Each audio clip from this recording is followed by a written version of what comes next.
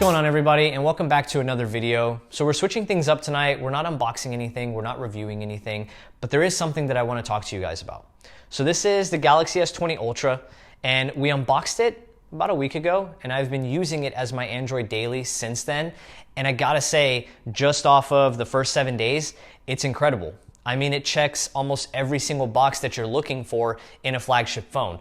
The battery life is amazing, the cameras are really, really good, the display is amazing, the performance is amazing, and the build quality is amazing. And it's loaded with tons of features that make everyday use just a delight. But it has me thinking, what exactly do we do from here? How do you make this phone better than it already is? How do phone companies start innovating in order to get customers to start buying? So there's one big trend that I want to talk about in today's video, and that's foldable phone displays. I want to talk about whether or not they're necessary, get y'all's opinion on them, share my opinion on them, and ultimately come to a better conclusion as to whether or not this is innovation for innovation's sake or the true direction of smartphones heading forward. So it's kind of an interesting topic because if you were to go back like 4 or 5 years ago and use the smartphones that were available in 2014, 2015, I would say it's easier to find specific flaws on those phones that would make them improvable for the next generation. Fast forward to 2018, 2019, 2020, it's getting harder and harder to find negatives about specific phones, especially flagship phones and even mid-range phones, outside of egregious price tags that have now went over $1,000. So we're at a point now where almost everything that comes on a smartphone is really, really good,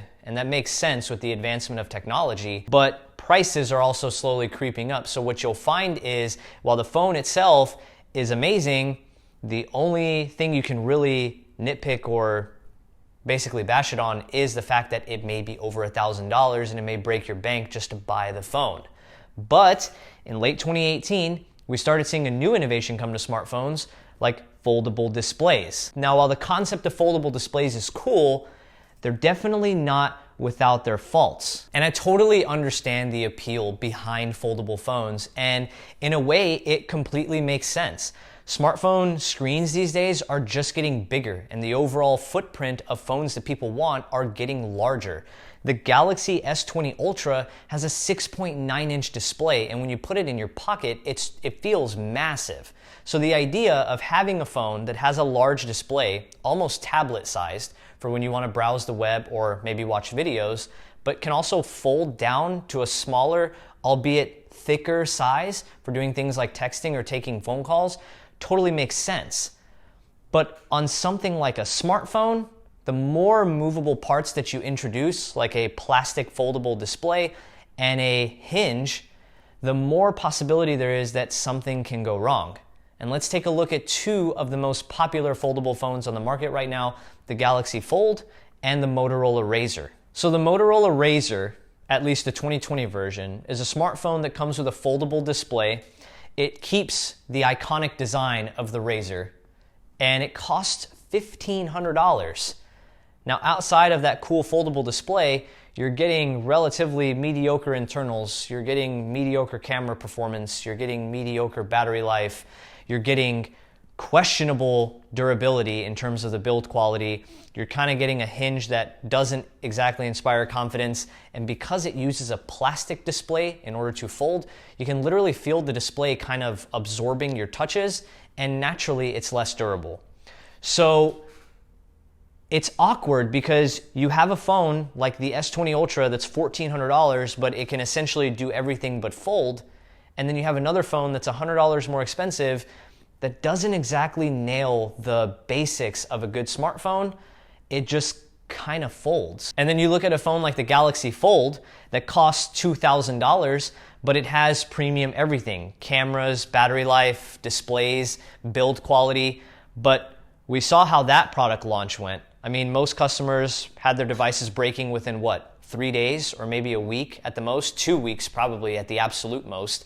And that was whether or not they took that protective film off the cover of the display, even though the instructions clearly outlined not to.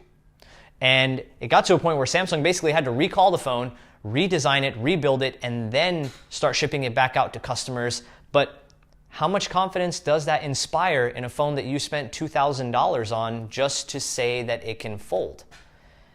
That's kind of where the awkward situation comes in. And I get it, even 2 years or a year and a half down the line, a smartphone with a foldable display is probably still considered the bleeding edge. So you cut the company some slack for at least giving it a try.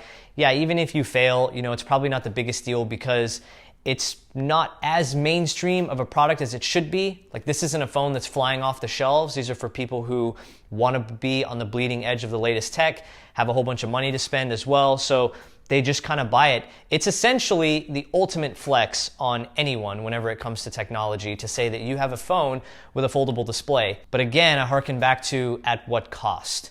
So it really brings me to, should companies continue to focus to build phones with foldable displays like the 𝐅𝐼𝐻, the Fold, the new Z Flip that are astronomical in terms of cost and don't necessarily give you the best bang for your buck? Or should companies start focusing on potentially other cool innovations? I don't know. And that's really why I wanted to sit down and have this talk, because I want to hear from you guys, the community, in terms of what you really want to start seeing in a new smartphone. Is it a foldable display? Is it something crazy like a battery that never has to be charged ever again?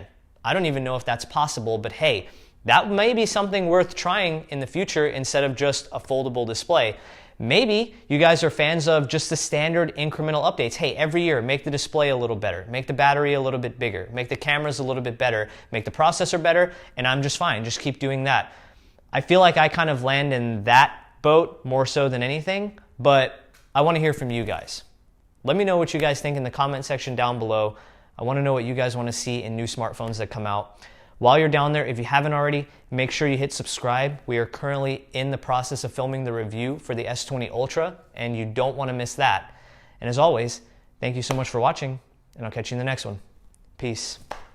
Hey guys, it's me again. Thank you so much for watching until the end of the video. If you guys didn't have a chance to watch our last video and catch the announcement, we've essentially partnered with an up-and-coming mixer streamer in order to host a cash giveaway for the entire month of March. Now, for those of you that saw the last video, you already got a free entry for watching that one, but I'm also going to give you guys another free entry for watching this video. All you have to do is get at me in the comment section down below. Let me know if you enjoyed the video. Just share some opinions with me, and also let me know that you would like a free entry, and I'll respond with your code for a free entry. Now, something to keep in mind, YouTube won't let us post the link to the giveaway in the description of the video since it technically will route you guys outside of YouTube, but I will give you instructions on how to properly get to the website so you can get entered to win some cash.